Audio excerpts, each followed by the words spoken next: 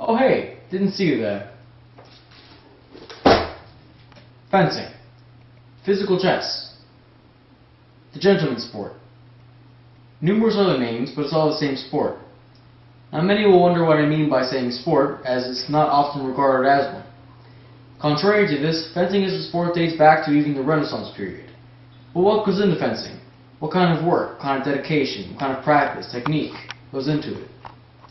Find out here in Fencing Behind the Scenes. Let's start with a brief history of fencing. Since the dawn of the sword, people have constantly been finding new and increasingly complex ways to use it. Improvising blade work, perfecting footwork, sword fighting is nothing short of the world's favorite way to bring out their inner Jedi. Fencing started as a sport about 5.5 centuries ago in Spain with the use of early swords such as the rapier. A century later, French Catherine de Médicis' son, King Charles IX, made fencing a national sport in France. It was at the French Fencing Academy that modern fencing started to sprout, with the inventions of the parry, lunged attacks, and more. Oh, you're still here. To find out some more about fencing, I'm going to go to Wesley Barja to interview him about fencing.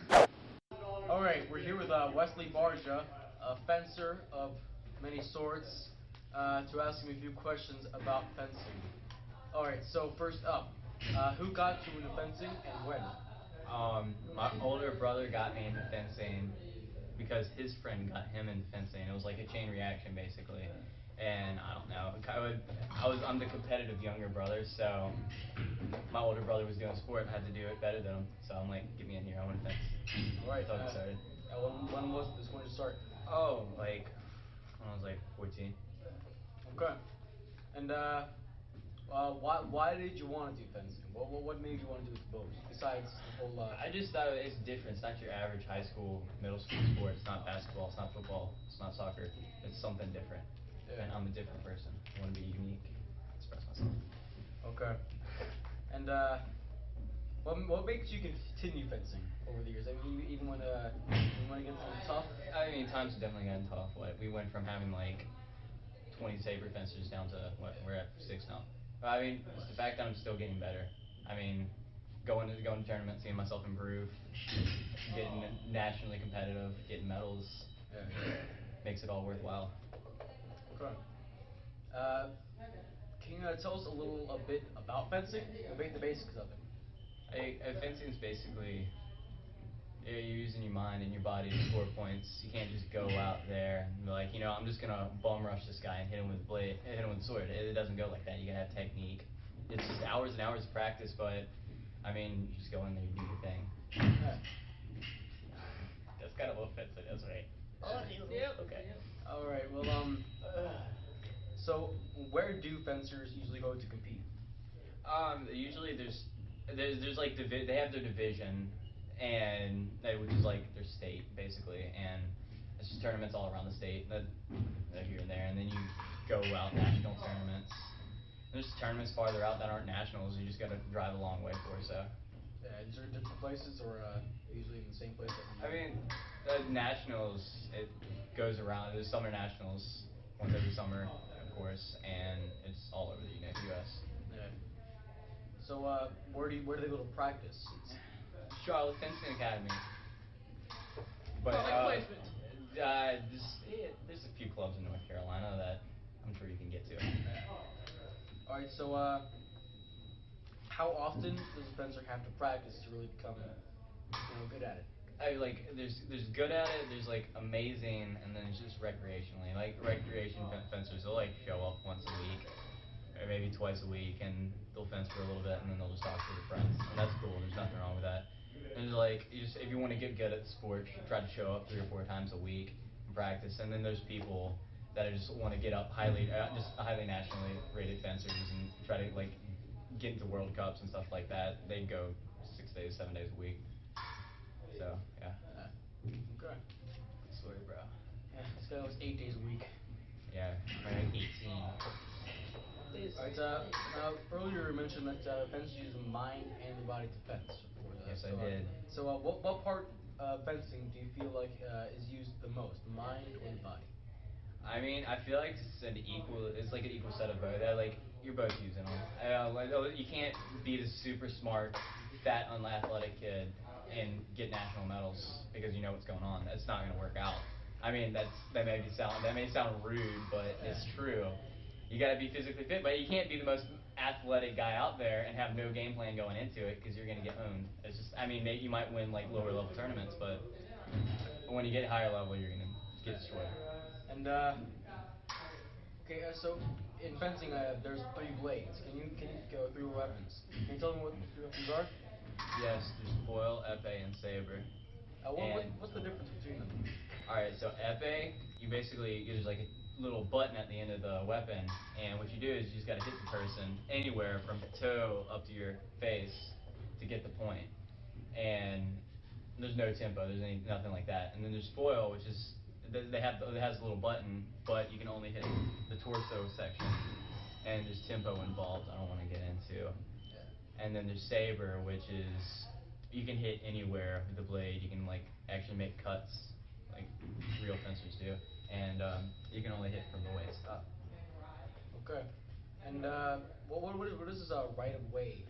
Right of way. Yeah. It's basically when it's your turn to make the attack.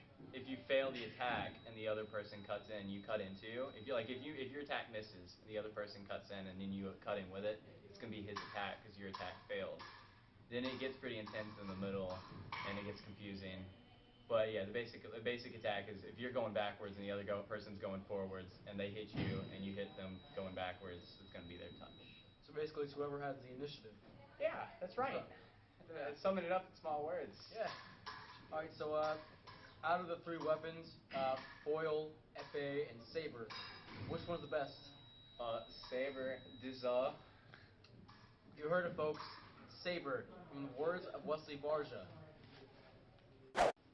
How'd you get in my house?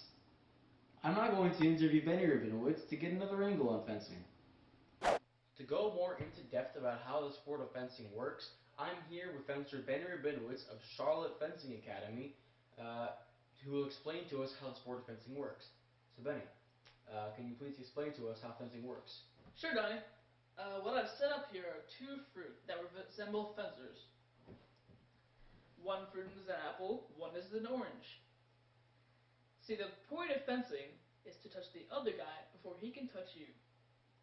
If one person goes up to a guy like this and tries to touch him, that's called an attack on this side. If he goes up for an attack and he blocks it, it's called a parry for this side. If he goes for an attack and he's parried, but this guy attacks back, it's called riposte.